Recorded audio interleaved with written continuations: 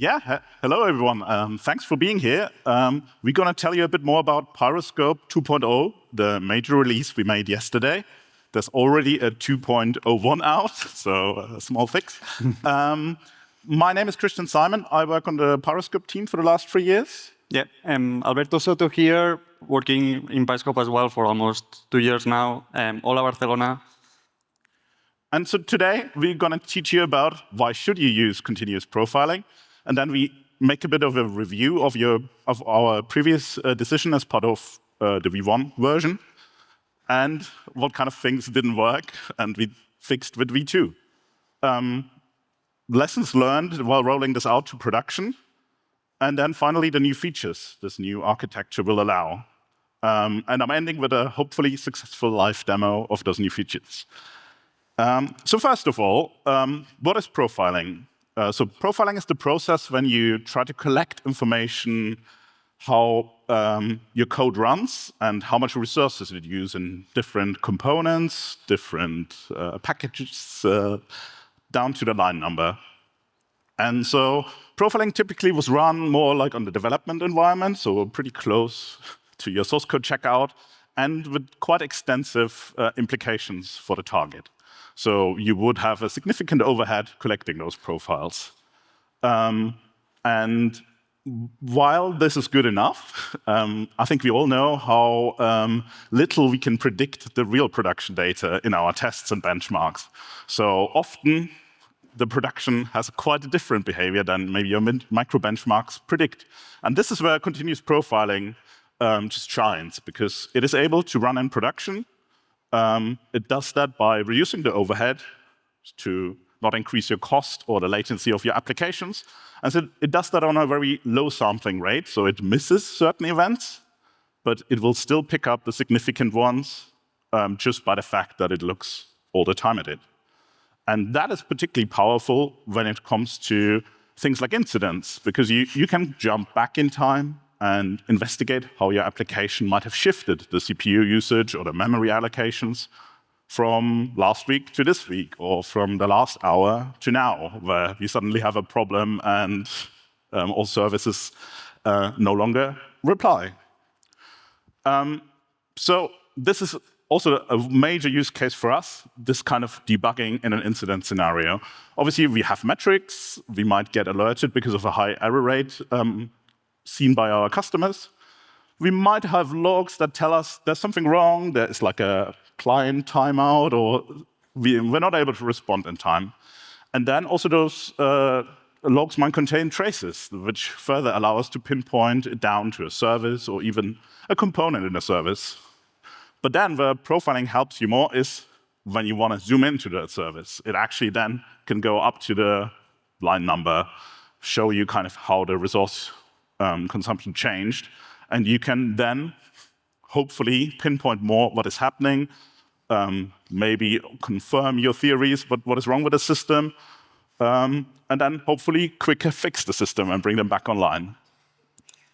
Where this is also super helpful is when you are or have the goal to lower your latency, and I think that's quite important for many businesses. So if you imagine a kind of eat order app, there's only so much time you're going to wait until you can get your order through, and otherwise you're going to move to a competitor. And as many of those services are composed of multiple microservices, this latency between the services can add up. And while maybe tracing tells you a good wall clock number, you still want to understand maybe how you can shave off more. And profiling will tell you what kind of things you maybe should cache and therefore reduce latency in, and what actually has impact in your hot path. And the final use case is the kind of cost optimization, reduce efficient resource usage. So obviously we all know our service is slow, we maybe scale it up, and then maybe the week later we scale it up again and give it a bit more memory. And I guess over time this might sum up. And you might be looking for a good opportunity, the low-hanging fruit to optimize. And profiles will point you into the right direction. And it can also be pretty powerful to highlight things that have changed. When you maybe wrote the applications 5 years ago, your constants might have been right for the usage, for the data format that you saw then. But something's changed since then, and maybe the whole format grew, and it's no longer the right constant, and things like that you will see in a profile, and you can actually react to that. We obviously, as the profiling team, we profile our own database quite a lot, and in version 1, we saw quite a lot of high usage areas where I guess the simple low-hanging fruit was no longer feasible, and in that V1 architecture, we have had a couple of flaws that took a major refactoring. We're going to look at that now, and yep. Yeah, so let me introduce. Yeah, let's just start with for the beginning. Let's take a look into Pyroscope V1 architecture, and let's see what's wrong here or what can be improved. So this may be familiar for some of you. This is because Pyroscope V1 architecture, as many other Grafana databases, is based in the Cortex architecture.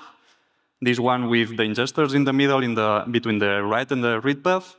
And yeah, if you're not familiar, no worries, I'm going to explain it. So in the left, you have the writes. The profiles come into the database through the distributors and are written in the ingesters. Ingesters are servers that hold profiles for 1 hour in memory. So they are scaled to be very big in memory, and they can even start using disk if they run out of memory. On the other hand, we have the query path. Queries come through queryers, and we sometimes need to go check into ingesters for the profiles on the last hour. And that's when we start to see that this architecture hardly scales. Ingesters can be overcrowded by queries, and the write path can be affected easily. This architecture is more complex. This is only a simplification. We are completely omitting the part where ingesters persist data into object storage. But yeah, this is enough to explain our pains with V1. Let's get into detail with the write path. So once a profile reaches Pyroscope, first the distributor will compute a serious hash from all its labels, values, and names. This makes that, for example, if we have a service name checkout and a label, for example, region Europe, it will compute a hash of it. It's the serious hash, and we will shard this profile according to this serious hash. Distributors will then write this profile into 3 different ingesters. We call this replication factor of 3, and new profiles with the same labels will end up in the same ingesters, but another profile with similar labels don't necessarily need to end up in these ingesters because of our digest serious hash function. Whenever 2 ingesters acknowledge a write, we call this a quorum, and we consider the profile written, and then the distributors acknowledge the write to the client. On the other hand, we have the read path. It's a bit more tricky in the sense of replication factor, just because when queries receive a query, they don't necessarily need to know in which ingester that data is. Hence, they need to replicate the query and forward it to every ingester looking for that series. That means that most of the time, we need to query all the ingesters, not only the 3 that we know or where that data is. And then if we have 10 ingesters, we will replicate this query times 10. Then we need to deduplicate, because once we found where's the data, maybe after querying 8, 9, maybe 10 ingesters, we need to deduplicate that information before making the query result. Now that we have the architecture in mind, we can take a look into the flows of this architecture. First of all, and very obviously, we have this ingester sitting in the middle of the write and the read path. And this makes availability harder, just because whenever we have a heavy traffic on the queries, writes can be affected. Also, because we have these ingesters, stateful set, we need to scale these to accommodate both traffics, and this implies a lot of cost as well. So yeah, we have availability problems, we have cost problems here. On the other hand, we have write amplification. I just told you that we replicate every profile 3 times. But also because our sharding strategy is not super strong here, and we just use a series hash to split it everywhere, 2 profiles from the same service that have different labels may end up in different ingesters, which means that profiles are actually spread in all ingesters. This is very bad for us in terms of symbols, because profiles comes with a lot of symbolic data, for example, stack traces, function names, lines. Those are repeated over all our ingesters, not only 3, but them all because of our sharding strategy. Also, the write amplification, I mean, this is very costly to have all this replication, but also makes latency worse, because on the query path, we need to deduplicate all this information all the time. And finally, another pain point for Pyroscope v1 is how hard it is to operate with it. We lack a lot of elasticity. It's very hard to scale up or down those ingesters. It takes hours to do so instead of minutes. We need to scale ingesters for both traffics, meaning that maybe we need to scale ingesters a lot to accommodate the 1% of the queries that are hard to compute. But the 99% of the time, we are just sitting on an oversized ingesters that are increasing, again, our write amplification. And now we are going to look how we solve all of this on Pyroscope v2. Yeah, something we ask us a lot in the databases department, where I guess Pyroscope is in as well. What would happen if suddenly our customers send us 10x of the data, if we have 10x of customers, or like if we have 10x of services with a lot smaller data? And I guess with the flaws that we seen in V1, we bought us a bit of time by scaling up, but it definitely, like, the costs wouldn't go linear anymore if we would do the 10x. And so this definitely was a problem for this outlook of what is the road ahead. And so we kind of sat down and tried to figure out, like, what do we want to solve with this? And so obviously we had the major flaws, and I think the start for us was we need to increase our availability. So how can we achieve this decoupling of the read and the write path? Our thinking was, obviously the data, the profiling data, symbol data is large, and we get quite a lot of it. While the metadata is rather small, and we basically only use it to look up where to look for the real data. And so we kind of split those 2 paths and store the actual big profile data in ideally a medium with a lot of parallel access, low cost, and high redundancy for data storage. And basically that ended up into the major decision of storing data only in object store buckets. So before, we had quite a lot of the most recent data in memory and on persistent disks on those ingesters. That's no more. So all the data will be in the bucket and will be accessible for any new pod we spin up. It has access to that bucket. And in order to make sure clients, when they send data to us, we can confidently say to them, we got it. We now wait until the data reaches the bucket, and we registered that kind of fact in the metadata. And only then we return to our uploads clients. And so what does this allows us to have a stateless read component that we can scale exactly to the query load with very minimal dependencies on the write path. So the only dependency is in this metadata. And so that leads to this architecture. So we can see now the ingesters are gone, and we replaced them with the so-called segment writers, and they are now in the red color. So they are write path only. And so a profile arrives, the distributors will map them into segment writers, and then, as I said, we upload to object store, register the fact in a new component called metastore. The nice thing about the object store as well is it is not our concern. So we pay our cloud provider for scaling the object store for our needs.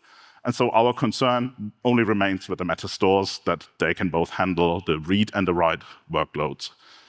And then the read path will then use the metastore for planning and execute the queries only based on the data in the bucket. What I want to focus on now is this kind of first step. So a profile arrives, it hits the distributor, and now we need to decide, where do we want to have this?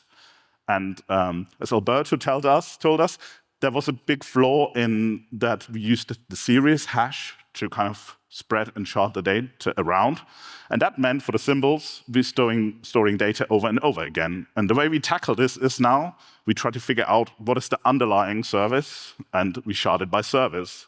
And ideally, a service is small enough to fit one shard. And in that case, we store the data really only once. If the service becomes bigger, it might be a company that only runs one service at a mega scale. We can still shard the data to split the problem, make queries fast, but only then, and not in every case. And that leads to kind of some very favorable storage reduction with V2. So I'm assuming a simple pod, we run 30 replicas, and let's say we have about 1 megabyte a second in profiling data. So roughly about 60% of that is symbol data, and the rest is sample data. So sample data, it will basically, when we stored it in V1, we stored it 3 times, so the reduction is 66%, because we now store it only once without a replication factor. And for symbol data, the scale of the whole cell depended on how often we stored the data, because the more ingester, the more copies of the symbol data we would have. So in this case, I'm assuming a cell with about 50 ingester pods, and we would have stored 1 megabyte a second in symbol data, so actually more than we received. And then in V2, we would actually go down by 95%. So this is actually a value from our production rollout. Theoretically, it can be maybe going down to 2% in that case, but this is more the value that we generally have seen. And now, looking at the read path, obviously that reduction in things we store also reduces how much we have to read when a query hits us. So the process is, the query frontend is the one that will ask the metastore, where do we have this data in bucket? And then it would hand it off to query backends. And the query backends can be spun up within seconds, so there's no disk attached, so that there's not much weight. So we can react a lot quicker to changing workload patterns. Also, in our initial plan, we always wanted to have a serverless component. So obviously, it takes a while for us to create more replicas in pods, and we still want to be able to serve those queries. So this is one of the things that we haven't quite yet managed to do, but there's no more a limitation for doing that. Yeah. Cool, and you may think now, should I change to Pyroscope V2? Anyone running their own Pyroscope? And yeah, I bring you some reasons here. First of all, we've been trying this. We've been running this in Grafana Cloud for more than a year. We started rolling this out in our lower environments where all our Grafana labs and profiles are stored. And we found this to be so useful that the following month we started rolling this out in production. And yeah, after a few tweaks on heavy customers that were sending a lot of data, by September last year, we managed to roll out this to every Grafana Cloud region. And it's been running since then. It's been already 7 months until today. And now we are confident enough to recommend this for everyone. We think this is great. And yeah, I'll also bring you some data around this. So this is from this is one of our biggest regions, clusters. And yeah, you can easily see a drop. And you may think, wow, this is when you start using V2. Well, not actually. The drop is when we stop using V1. So we can clearly see this very prominent drop. And before that, we see a small increase. That's when we start using V2. So for some time, to do a smooth migration, we started both running V1 and V2 on the region. And we do this migration. And yeah, so we first enable V2. We increase our cost a bit. Then we drop V1. And we see this huge gain, mostly on the yellow, the second bar from the bottom one, which belongs to memory, and the top red one that belongs to persistent disk. Let's see just a breakdown on the details. We basically reduced the volume on object storage by a lot because we are not storing unique data. We are not replicating anymore. We increased in object storage operations because our segment writers are writing profiles to object storage every half a second. But yeah, you may see as a summary that we reduced on certain cells up to 74%, mostly in memory and persistent volume with 19% of gains, just because we got rid of those heavy ingesters. And I'll let you bring more reasons to move to V2. We've been building over the last year cool features only on V2, and we are going to demo some of them today. The first one is recording rules. This one won't be seen in the demo, but I'll explain real quick. You can, as we now are storing profiles better, we can process them easily, and now we are offering metrics from profiles, recording rules. You can record any profiling information you are interested in and export it as a metric. You can target, for example, function names, which is pretty useful if you are developing libraries. Next one, this one will appear in the demo, is the profile exemplars that Christian will show. Then Heatmap panel and profiles to trace flow. Christian will show they are available in the backend, but now we've done UI version so you can consume. Yes, like now looking at the demo. So yeah, this is basically my screen should be showing up, and yeah, there we go. So you can see kind of the entry point of our profiles drill down app. In this case, as per usual, I'm looking at our own deployment. So this is a dev cell of us, and I'm looking at this query backend, so the one that fetches the data, calculates the result. So you can see this is a quite spiky workload already. I'm now kind of going to the flame graph. So what the flame graph tells us is a good aggregation of what has happened in those last 3 hours. So this will break down the CPU usage, in this case, to different parts of our code.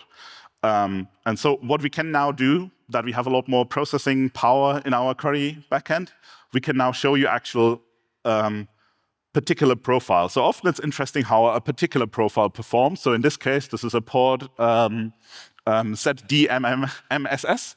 And this particular port, in that time, you can now look at the profile and see what maybe particular reasons it has to be slower than the others.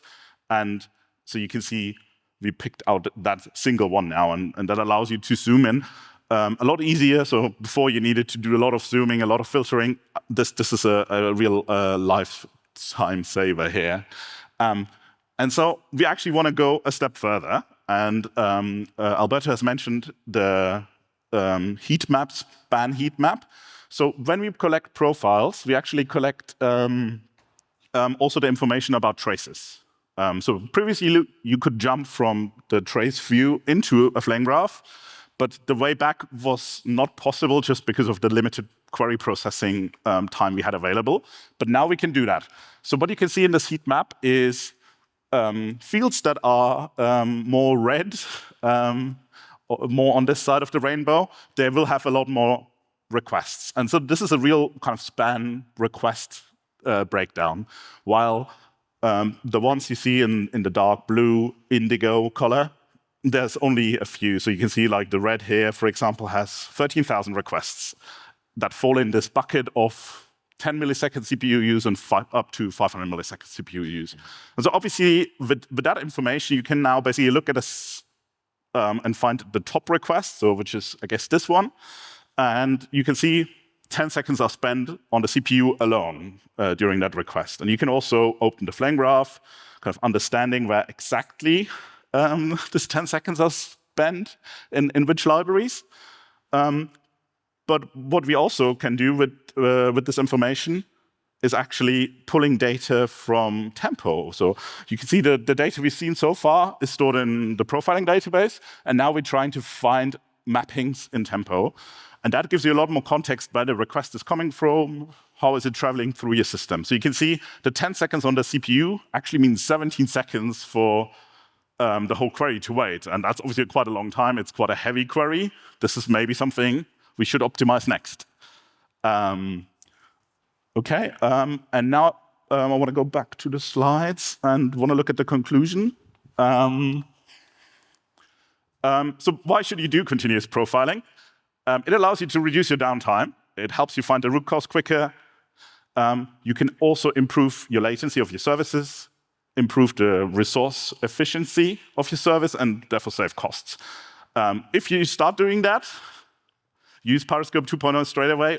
If you already do that, upgrade to Pyroscope 2.0 because it's cheaper, it will be easier to run, and it's a lot more robust. It is an OSS project. Everything we've shown today is available in OSS. Some are PRs, what are shown in the demo, so expect them to roll into the next Grafana versions. Obviously, if you want to avoid all the toil of running it yourself, you can use Grafana Cloud. There's a free tier. We are there. Any more questions here? A couple more resources. We do a live community call tomorrow morning at 10:30, and we are at the Ask the Expert booth right after the call. And that's it.